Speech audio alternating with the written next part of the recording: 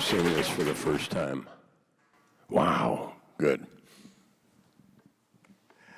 Thank you. I will introduce Rick and Mary in just a minute, but first, there are two producers here, Gail and Nicole. Can you stand up for just a second?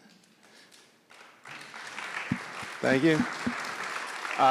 Without them, and next to Nicole is her husband, Clark. Clark, can you stand up for a second? Clark. Anybody else here from the film? No. You saw the list. Even in documentary, there are so many people that are necessary to make this happen, and every frame has been gone over so many times. So the fact that it's here now in front of you and showing literally across the country right now, either in a theater or virtually, is always amazing to me, any film that gets made. So, Michael, tell these people how long you've been working on this film. Well, I met Arche in 2008, and we worked hard from 2009 to 2014, at which point we showed a festival version of it at the Chicago International Film Festival and a couple other places. We then sat with it for a while. There were some holdups, there were some legal things, some financial things. There's always these things with independent movies. And then during COVID, I had the time, and we said, let's make it work for 2020 and 2021. So we re-edited it a little bit and got it out to the world. First Run Features has picked it up, and they're doing an amazing job. So it's really, needless to say, been a labor of love. So I'm just so happy that we had this turnout today in this wonderful auditorium. And I'm really, really glad to be able to talk with Mary Wisniewski and Rick Kogan about one of my favorite subjects and one of their favorite subjects, Nelson Algren. Both of them write for the Tribune, and for very different reasons, they know about Nelson Algren. So I'm going to start with Mary because Rick's story is a lot more personal. And I first have to say it is an incredible accomplishment that you people got here today in the midst. I'm like, wait a minute, I'm going home. Thank you for that. Yeah. It was as hard as running a marathon. Yeah. So Mary, you want to talk a little bit about your relationship, as it were? Yeah, with Nelson? It does feel like a relationship. I was a lit major in college and was a reader, but I had never heard of Nelson Algren because he wasn't part of the canon. He wasn't part of the people that you're supposed to read, right? And when I was 19, 20 in college, I was, starting to, look at things that were a little bit edgier and trying to find things and reading Hunter S. Thompson and that sort of thing. And someone recommended to me A Man with the Golden Arm, Nelson Algren, and I thought it was going to be one of those kind of books, kind of a naked lunch kind of book, so I could feel hip. And I started reading it, and I'm like, holy cow, this is about my family's neighborhood. The character, it's Wicker Park. The characters they have the same names as my grandparents, Frank and Sophie. And I was so moved that as a working class kid, my dad was a postal worker, that someone would be writing about us. I didn't think literature could be about us. I thought it was supposed to be about English people or something. And I also was just so in love with the writing right away. It was so lyrical and it was so beautiful, and it started changing the way my head worked about the things that I would see in the city, and I started seeing things in a different way.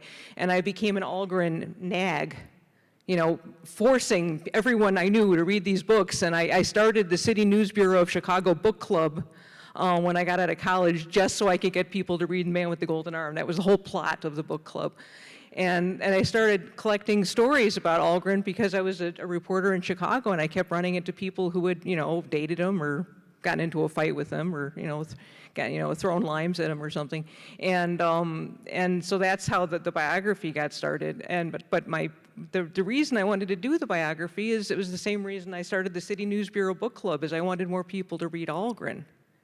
Because I couldn't believe he wasn't in the canon and everyone wasn't reading him, because not only because of the greatness of his art, but because he was doing what American literature is supposed to do. He was showing the underside of the American dream, and that it's not everything it's supposed to be. How did your City News colleagues, and those of you who don't know, City News used to be the kind of training ground for reporters when there were jobs for reporters in this town. How did your contemporaries like Nelson when you force-fed his books? I mean, did they respond? I'm assuming that many of them didn't know who he was. And None of them knew who he was. Wow. And how did they respond? Some of them became Nelson nags themselves, which was great, and some of them just thought he was too much of a drag. You know, that he was too hard of a read, because he is a hard read. So, you know, not only because the stuff is really dense, it's really poetry, and so you can't just tear through it like you can tear through Marjorie Morningstar or something like that, you know, and you have to, you know, work at it, and also it's very grim, because nothing good happens to these people. You know, there's one, they fall in love and love gets taken away from them. The golden thread of love comes down and it gets snatched away. And I used to have to take breaks in between reading the Algren novels so I could cheer myself up, but you know, it's still great. There are no happy endings. No, what Mary went very quickly over is the fact that the only thing I can think of comparable to making a documentary is what she did, which is she wrote a biography of Nelson Algren. So if you want to start learning more about him, please pick up her book. So Thank you, There was Michael. another biography written by a woman named Bettina Drew some years before, but Mary's is so vastly, no offense to Bettina, Thanks, Rick. vastly better. It's one of the great Chicago biographies. So they should have a table of them out there for you to sell, and Mary can sign. absolutely. So Rick has besides one of the best voices in radio and TV, also has a personal connection to Nelson Algren, which some of you may know about, but it's a pretty fascinating relationship. Oh, I had in many. Is my brother Mark here? Mark, are you here? I don't want to scare Mark with stories of our childhood, but we had in many ways a charmed childhood, in that my father was a Chicago writer and newspaper man and a book editor, and was sort of at the center of a group that consisted of, Bay Studs was his best friend. So our parties at the apartment in Old Town, Mark and I were, 8 and 7 years old, and my mother would say, "Come on, get up now," and we'd come out in these, fire engine pajamas, and we'd have to go say hello to all these people half loaded in a living room that was filled with cigarette smoke. But it was Studs, and it was Royko, and it was Jim Hogue, and it was Nelson, and it was Marcel Marceau, and it was a real, if people like Willard Motley, who is another great Chicago author now, mostly forgotten, African American. And I did not learn until much, much later the close relationship that Nelson had with my parents. If you ever find the second edition of City on the Make, which I think, Mary, and you can argue this, I think if Nelson is remembered 100 years from now, he will be remembered for that book. I would totally agree. Novels. Do you agree or not? I agree. I think that if you have a Chicago address, you should get it with your sewer bill. I mean, you should just have that book. It'll make you see the city as it must be seen. No, And the second edition of that book is dedicated to my parents, to Herman and Mary Lou, which he spells incorrectly. And then I learned much later. I was a young man driving a cab, trying to write horrible short stories, when my aunt, my mother's sister, Virginia, who we called Ginny, asked me about my love life, which was a terribly scary thing to have to answer. I'm 20 years old, and I did indeed have a love life, but I didn't feel like talking to it with my aunt. But she said, "Now, Ricky, I hope do you you treat these women nicely? And I said, okay, easy question. Yes, I think I do, Ginny. Do you treat them nicely after you've slept with them? And she did not use the phrase sleep with.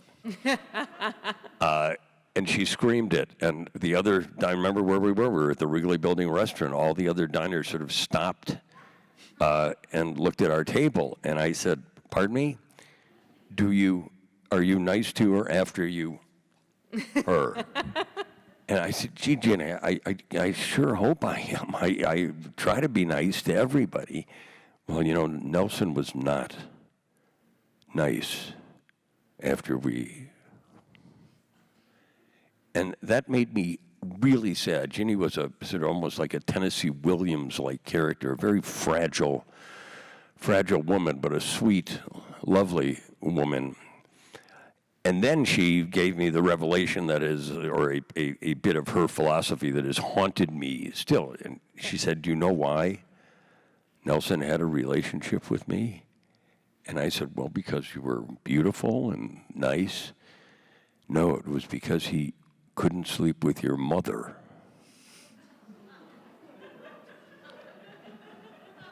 So many great stories we didn't include in the movie. Man, one thing I wish for you, Michael, I so wish, and I'm sure my brother Mark does too, that my parents were alive, because the stories, the intimacy, what you have here is magnificent. But you also have studs, and there are so many people who don't, in this film too, didn't even know Nelson. And I think there's a tendency, and you can tell me this, I've met a lot of people who are fans of Nelson. And when I will start to talk to them about some of his books, it's like they never read them. They're in love with the image that Nelson helped manufacture. And the image is phony. Exactly. He's not, the image is that he's like this tough guy and he's being followed around constantly by a jazz combo. And that he's this great, and he was a terrible poker player. He wasn't a tough guy.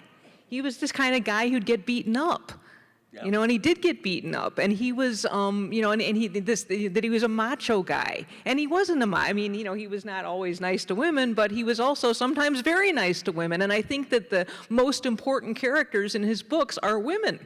Yeah. They're the most powerful characters.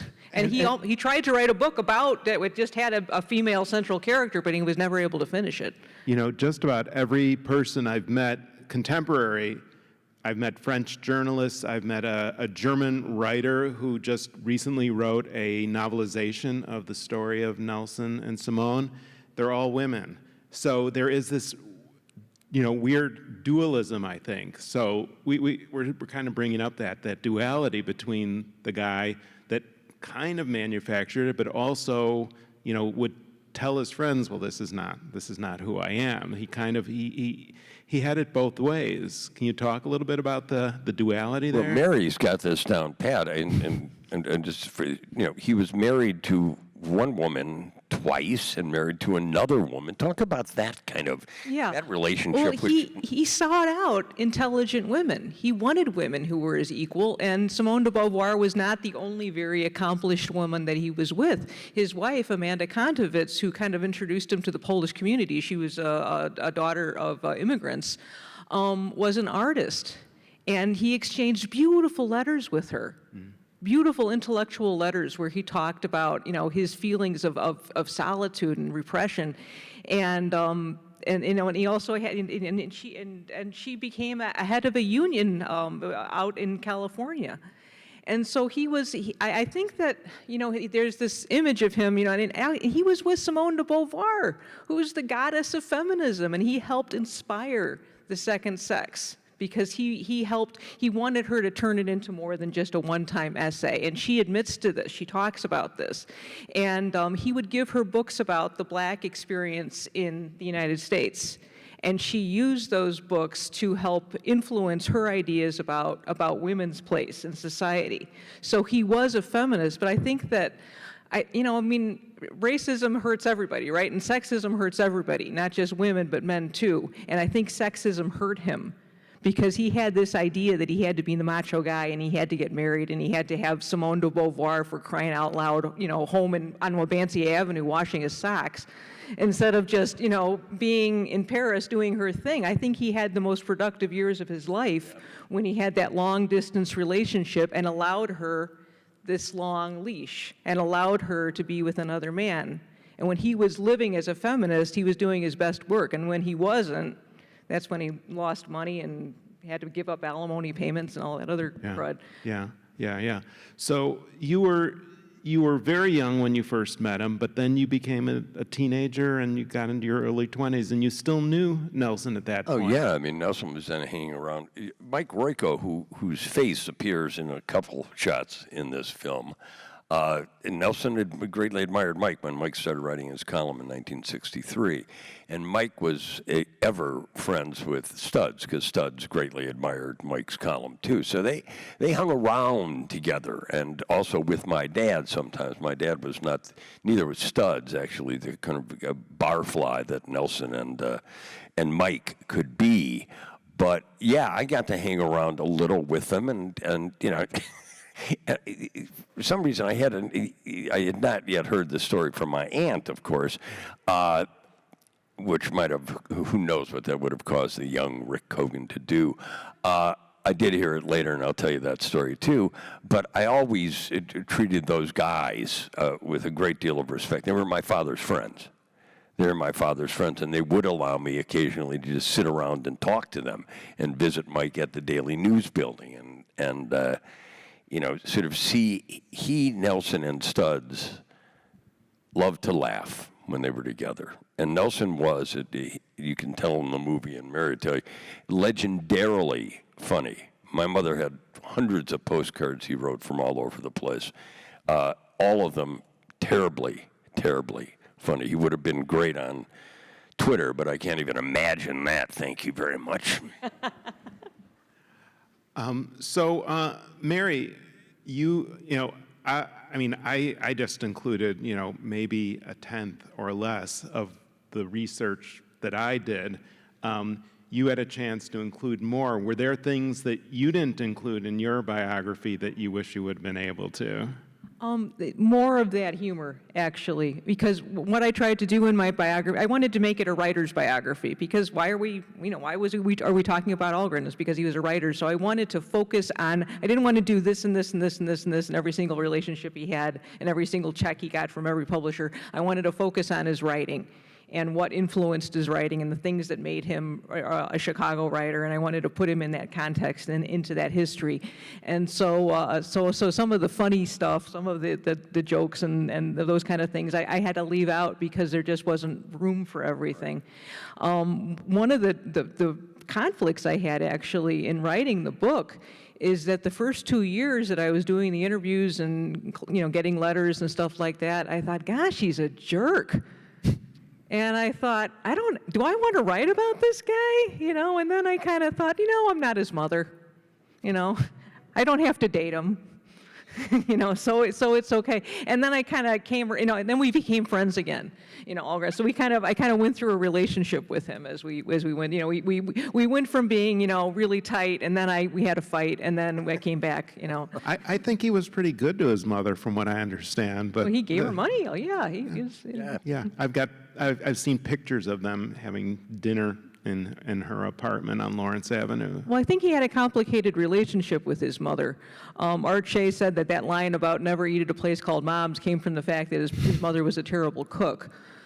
And I think that his mother represented some of the conflicts within himself, because she was someone who aspired to a middle-class lifestyle. She really wanted the good things in life.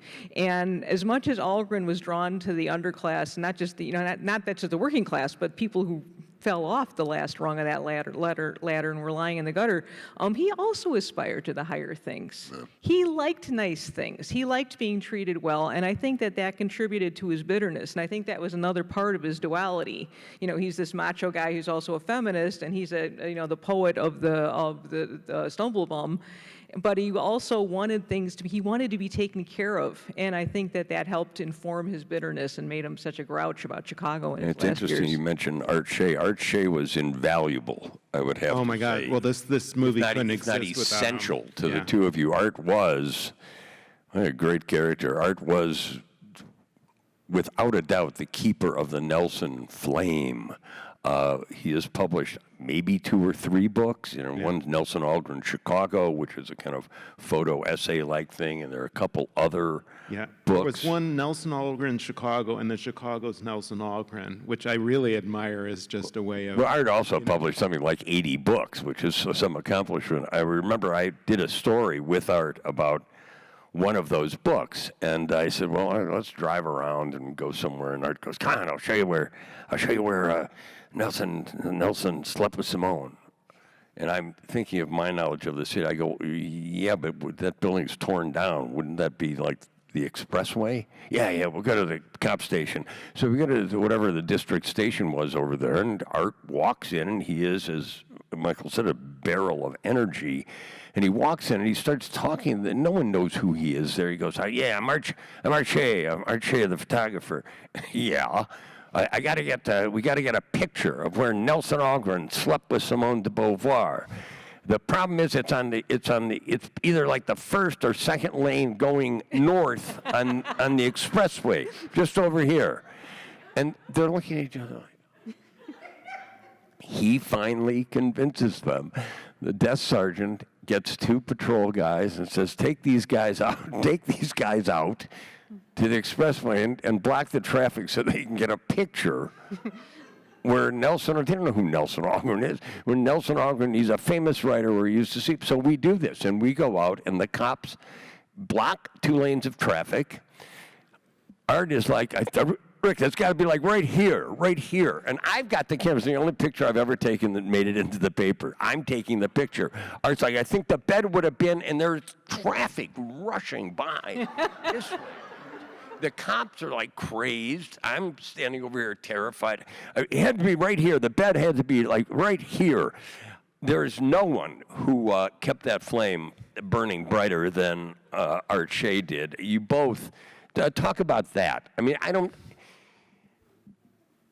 without Art. No. I mean, first of all, I just want 90 minutes of Rick doing Art Shea, but that's which he could do. Sadly, I've got 90 minutes. Art was a force. I met him when he was 87. He passed when he was 96. Amazing power, and his work outside of Nelson's is just legendary. Everyone from JFK to Marlon Brando to Muhammad Ali, just, I mean, amazing. The Supremes, I mean, he had a stunning body of work.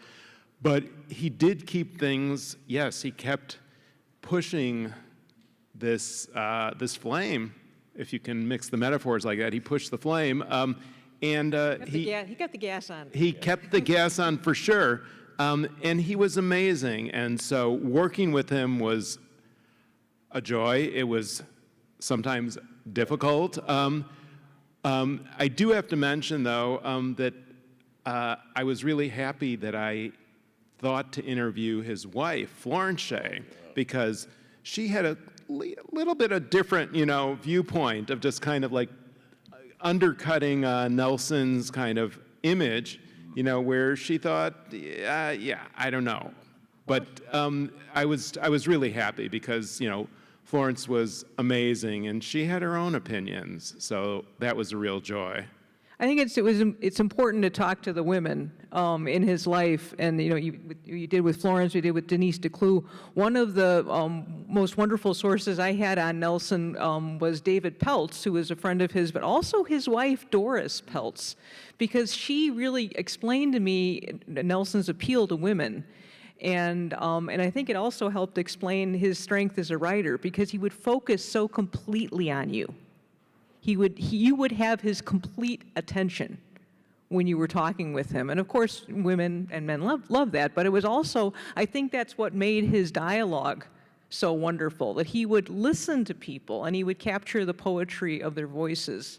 and he would get it down exactly. A lot of the lines that you hear in the Neon Wilderness, I hate to see the sun come up so bad, and I may stumble but I don't fall down. Those came from when he was working on the syphilis squad back in the 1940s, and because he would have to go out and see if people were taking their shots or going for treatment, and the treatment was horrible. It was mercury, it was poison, and of course no one wanted to go, and so and they would talk to him about why they didn't want to go.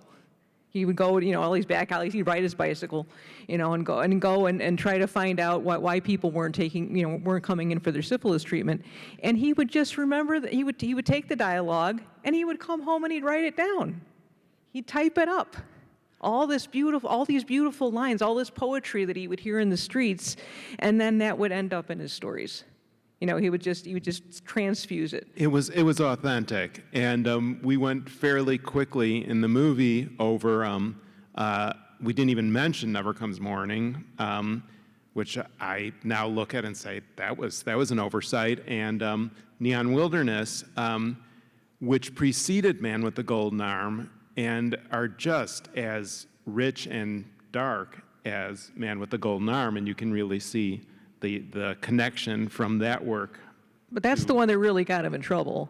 Never Come Morning. Never Come Morning got him in trouble. That was the one that got him in trouble with the Right. Polish American community. Well, it came out in 1942, and Poland had been invaded. And the Polish community in Chicago, it had a very hard time anyway, because there were lots of stereotypes about Poles. And it's the same stereotypes you hear today about today's immigrants were made about Poles, that they were hopelessly papist, and they were only about sex and hard work, and they would pollute our Anglo-Saxon stock. If you read the congressional record from the 1920s when they were trying to limit Polish immigration, it was the same stuff that you hear now. So the Polish community had a chip on their shoulder. And But it's a great novel. After you've bought Mary's book, buy Never Come Morning, Yes. and then buy Chicago City on the Make. Or the other way around. Yeah, both of them. Both of them, yeah. You'll have all three, and you won't need much more, and then you can move on if you want to move on. And get a download of the movie when it's available next year. So don't forget about that. And then the Blu-ray, the special Blu-ray. I don't Michael, know if after- we're ever going to do that. Mary's good about this and very articulate about it. What has it been like? You come away from this having lived with Nelson Algren for almost 2 decades. What do you think of him? Oh, God. The thing that I always come back to, and I was just thinking about this, is the fact that he was 40 years old before he really got any kind of measure of fame, and it was huge. And the fact that he did not become, crazed with the fame, he certainly enjoyed it, but he did not become, another person. He still lived in the same neighborhoods. He still wrote about the same people. He kept that connection. And he spent his entire life being able to put on a census form, occupation writer. He never had to do a day job. Not that there's anything wrong with the day job, but it is a remarkable thing that he was always dedicated to that and dedicated to telling those stories. Definitely not a perfect man by any means, but there was a quality of kind of pure focus on writing and writing about a certain part of our society. And as Mary said, and this was going to be my next question, which has to do with today and how relevant it is. But before we get to that, I'm just going to say that to me is what really, he was a person with many ups and downs, but as someone who was dedicated to a mission, that's, I think, what kept me going. What about you, Mary? Well, the writing kept me going, but also the fact that he was able to see America in a very honest way. And I think that the way he sees America, more and more people are starting to see it that way. That the Chicago slogan is "I will," and Algren said, "Well, what if I can't?" You know, what if I can't do this?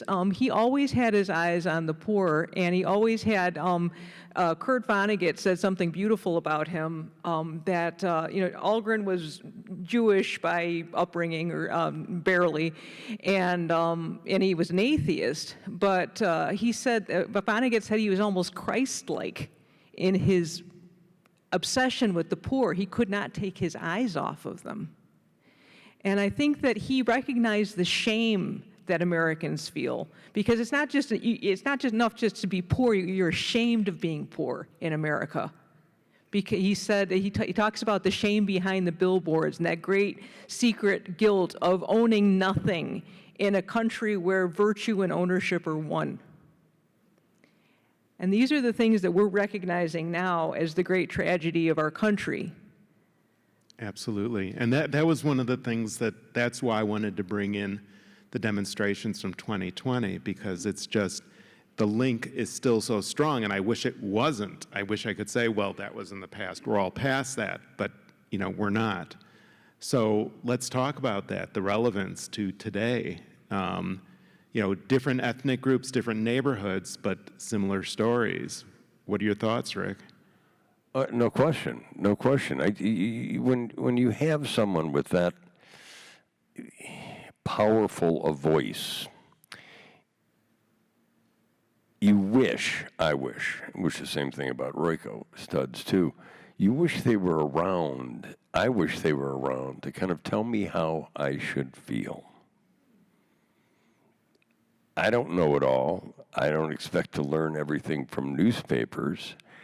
I need that voice, that perspective that Nelson would have brought to contemporary society, that Royko would have brought to it, that, Mark Twain would have brought to it.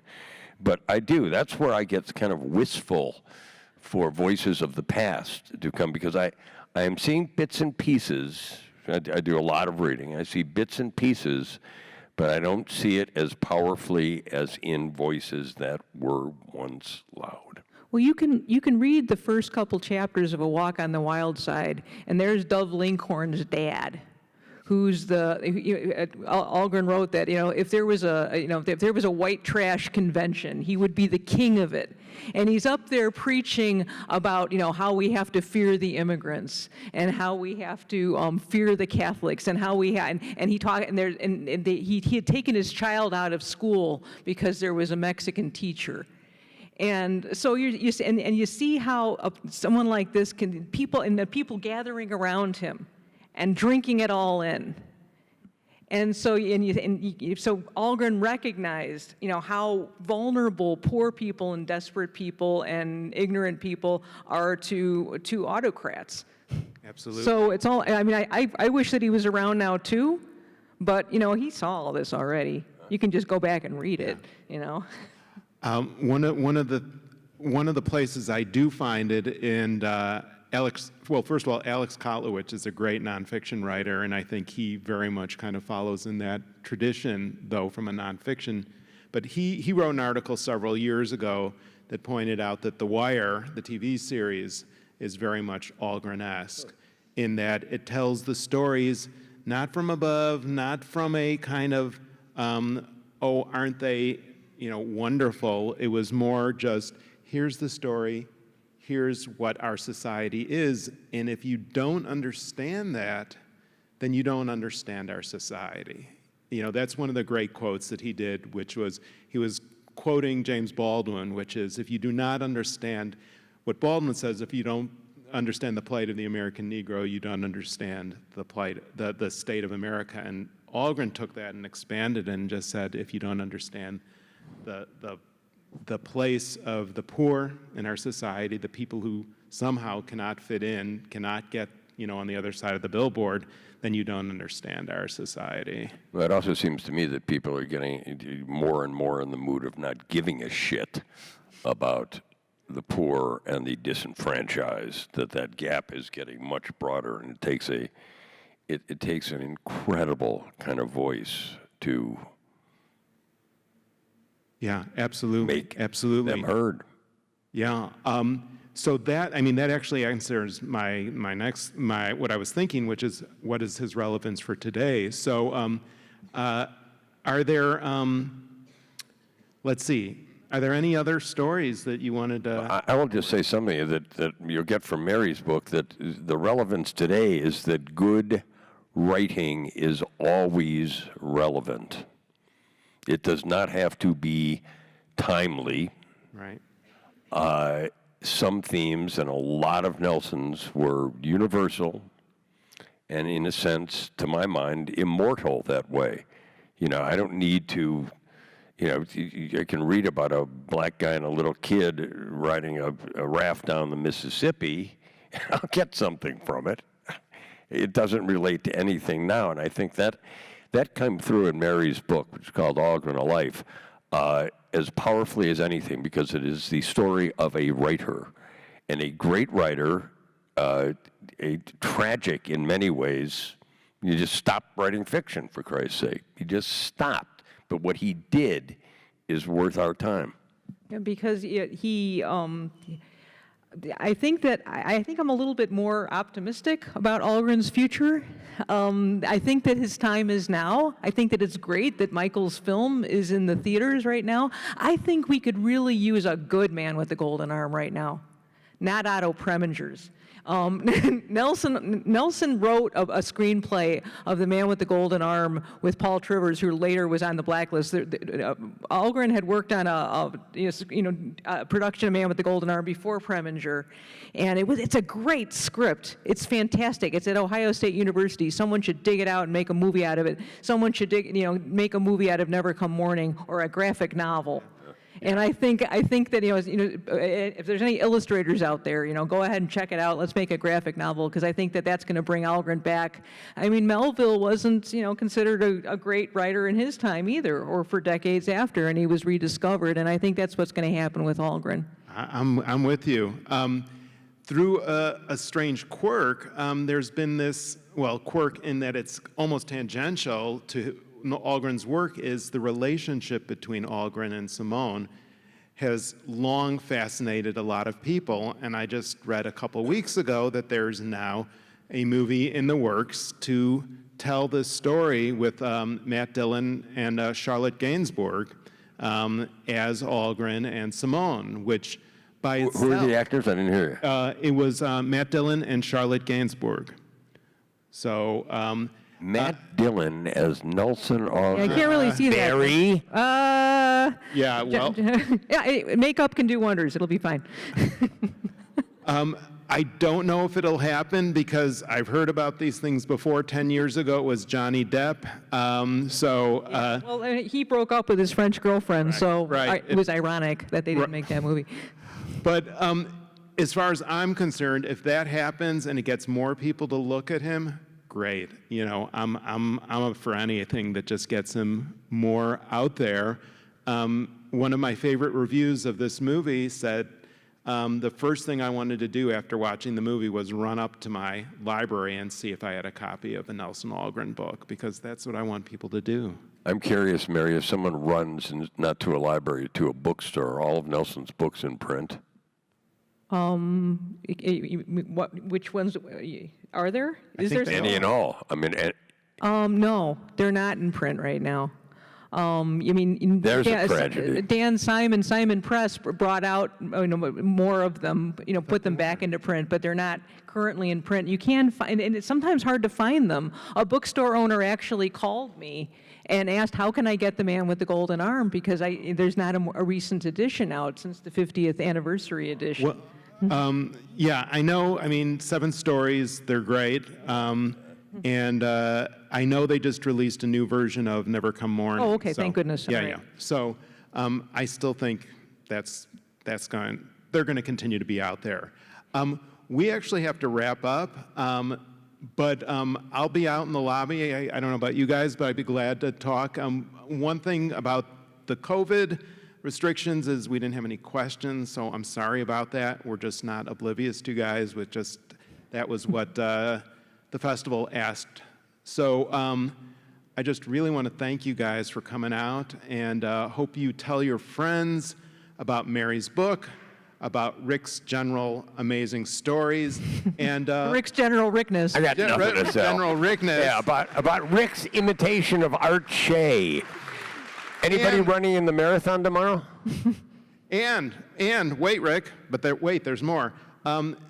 This will be available. It is available streaming right now. If you just look up Algren the movie or First Run Features Algren, you'll see that people can go to the Music Box website or to the Gene Siskel Film Center website, and they can stream it. And that supports our local theaters. So if you spread the word, that would be really, really great. So Thank you all for fighting your way here. yeah, thank Thank you very you. much for coming.